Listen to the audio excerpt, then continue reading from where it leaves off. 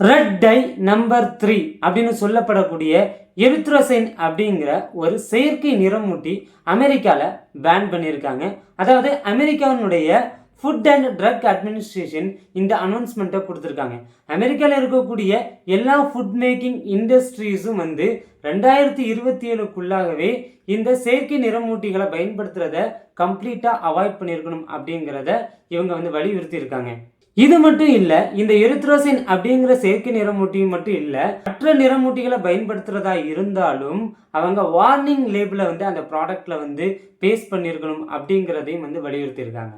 So இந்த erythrosine அப்படின்னு சொல்லப்படக்கூடிய இந்த செயற்கை நிறமூட்டி எதெல்லாம் பயன்படுத்துகிறாங்க அப்படின்னா, ஃபுட் ஐட்டம்ஸில் பயன்படுத்துகிறாங்க, காஸ்மெட்டிக்ஸ் அழகு சாதன பொருட்களை பயன்படுத்திருக்காங்க, மருந்து பொருளில் பயன்படுத்துகிறாங்க. ஸோ இது எதுக்காக பயன்படுத்துகிறாங்க அப்படின்னா, இந்த ஃபுட் ஐட்டம்ஸ் அதை பார்க்குறதுக்கு அட்ராக்டிவாக நல்ல கலர்ஃபுல்லாக இருக்கணும் அப்படிங்கிறதுக்காக வேண்டி இந்த மாதிரியான செயற்கை நிறமூட்டிகளை பயன்படுத்துகிறாங்க. நம்ம குழந்தைகள் பெரும்பாலும் சாப்பிடக்கூடிய மிட்டாய்களாக இருக்கலாம், கேக்ஸாக இருக்கலாம், ஐஸ்கிரீம்ஸாக இருக்கலாம், சாஸாக இருக்கலாம், குளிர்பானங்களாக இருக்கலாம், இதில் எல்லாத்துலேயுமே கலர்ஃபுல்லாக அட்ராக்டிவாக ஆகணும் அப்படிங்கிறதுக்காக வேண்டி இந்த மாதிரியான செயற்கை நிறமூட்டிகளை ஆட் பண்ணுறாங்க. எதுக்காக இந்த எரித்ரோசின் அப்படிங்கிற ஒரு செயற்கை நிறமூட்டியை பேன் பண்ணுறாங்க அப்படின்னா, கலிபோர்னியானுடைய என்விரான்மெண்டல் ப்ரொடெக்ஷன் ஏஜென்சி என்ன சொல்றாங்க அப்படின்னா, இந்த எரித்ரோசின் கொடுத்து ரேட்ஸுக்கு சோதனைகளை பண்ணி பார்க்கும்போது பெரும்பான்மையான ரேட்ஸ் கேன்சர்னால அஃபெக்ட் ஆகிறத ஃபைன் பண்றாங்க.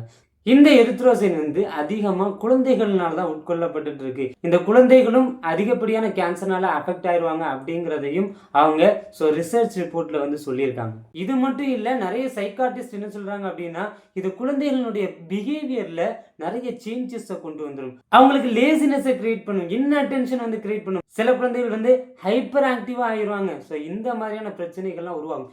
ஏற்கனவே நம்முடைய ஜென்ரேஷன் பல நோய்கள்னால பாதிக்கப்பட்டு இருக்காங்க. இந்த மொபைல் ஃபோன்னாலே எக்கச்சக்க மென்டல் ஹெல்த்னால அஃபெக்ட் ஆகிட்டு இருக்காங்க நம்முடைய குழந்தைகள். நிறைய ஸ்ட்ரெஸ், நிறைய டிப்ரெஷன்ஸ். இது மட்டும் இல்லாமல் இந்த ஒரு கெமிக்கல்ஸையும் நம்ம அதிகமாக சாப்பிட்றதுனால நம்முடைய குழந்தைகள் பெரும்பான்மையாக இந்த மென்டல் ஹெல்த்னால அஃபெக்ட் ஆகிறாங்க.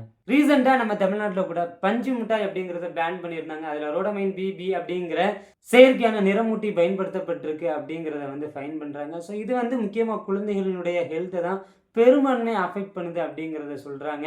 நம்மளும் நம்முடைய குழந்தைகள் மேலே அதிகப்படியான கேர் எடுத்துக்க வேண்டிய ஒரு கட்டாயத்துக்கு தள்ளப்பட்டிருக்கும். ஸோ நம்முடைய குழந்தைகள், நம்முடைய ஜென்ரேஷன் இந்த ஃபுட் ஐட்டம் மட்டும் இல்லை, ஸோ மொபைல்னாலுமே அதிக அடிக்ஷன்னால அதிகமான டிப்ரெஷன்ஸ் போயிட்டு இருக்காங்க. நிறைய மென்டல் ஹெல்த் ப்ராப்ளம்ஸ் அவங்களுக்கு ஏற்பட்டுட்டு இருக்கு.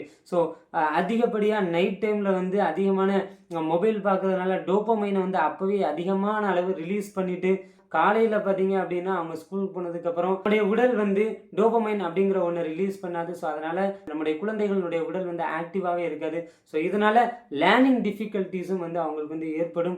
ஸோ இதனால் ஸ்ட்ரெஸ் ஏற்படும், டிப்ரெஷன்ஸ் ஏற்படும். ஸோ குழந்தைகளுடைய ஒட்டுமொத்த வாழ்க்கையும் இதனால் அஃபெக்ட் ஆகுது. ஸோ நம்முடைய குழந்தைகளை நாம தான் கேர் பண்ணிக்கணும். இந்த மாதிரியான சில கெமிக்கல்ஸ் உணவுகளில் ஆட் பண்ணுறதுனால நம்முடைய குழந்தைகள் பாதிக்குது. இப்படி நம்முடைய குழந்தைகளை பாதிக்கிற உணவுகளை விட்டும் நாம் என்ன செய்யணும், நம்முடைய குழந்தைகளை பாதுகாக்க வேண்டும். இதை நம்முடைய கவர்மெண்ட் தான் பேன் பண்ணும், அப்படின்னா தான் நான் சாப்பிடாம இருப்பேன் அப்படிங்கிற மாதிரியான ஒரு கண்ணோட்டம்லாம் நமக்கு இல்லாமல் நாம் நம்முடைய குழந்தைகளை சேவ் பண்ணணும். நம்முடைய குழந்தைகளோட எதிர்காலம் ரொம்ப முக்கியம் அப்படின்ட்டு நம்ம ஃபிக்ஸ் பண்ணிக்கிட்டு நம்முடைய குழந்தைகளுக்கு இந்த மாதிரியான உணவுகள் கொடுப்பதை அவாய்ட் பண்ணணும். ஸோ நேச்சுரலான உணவுகளை நம்முடைய குழந்தைகளுக்கு கொடுத்து நம்முடைய குழந்தைகளுடைய ஆரோக்கியத்துக்கு நாம தான் வழிகாட்டணும். இந்த வீடியோ பிடிச்சிருந்துச்சுன்னா லைக் பண்ணுங்கள், ஷேர் பண்ணுங்கள், கமெண்ட் பண்ணுங்கள். நம்முடைய சேனலை சப்ஸ்கிரைப் பண்ணாதவங்க சப்ஸ்கிரைப் பண்ணிக்கோங்க. தேங்க்யூ.